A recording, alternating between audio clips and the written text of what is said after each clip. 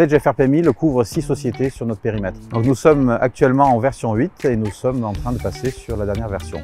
Déjà, c'est vrai que ce qui est important de suivre une version dans Sage, c'est aussi de profiter des nouvelles réglementations. La nouvelle version apporte beaucoup de nouvelles options sur ces sujets-là. Également la partie GED, qui est une partie importante pour nous, avec l'arrivée prochainement de la partie Chorus. Et puis après, il y a les aspects au niveau de la DSI, des aspects sécurité. De rester sur des vieilles versions, il peut y avoir des trous de sécurité. Et la nouvelle version apporte ce confort en termes de sécurité et nous permet, on va dire, d'être à niveau. Je vois 3 bénéfices majeurs à passer sur cette dernière version.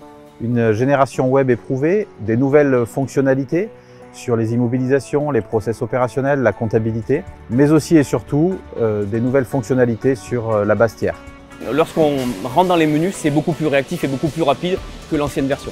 Et pour l'utilisateur, il a vraiment vu la différence avec l'ancienne et la nouvelle version, sachant qu'il fait des actions quelquefois répétitives, il gagne beaucoup de temps dans son quotidien.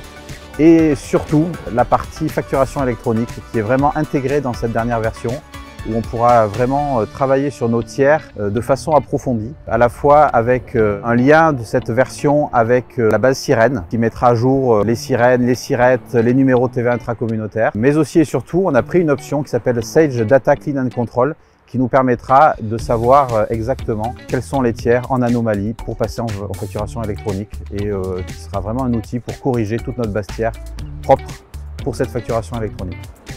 Donc nous avons mis en interne chez nous une personne référente de Sage dans notre équipe comptable. Notre intégrateur nous a installé une version test sur une base test complètement cloisonnée avant de passer en production.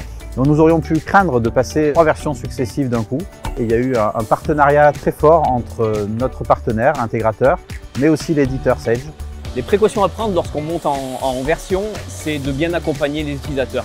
C'est-à-dire qu'il faut les mettre dans le projet, il faut les inciter à participer, à comprendre les enjeux aussi, pourquoi on migre, pour que finalement eux se sentent, on va dire, dans le projet et le jour où on bascule, ils sont acteurs plus que spectateurs.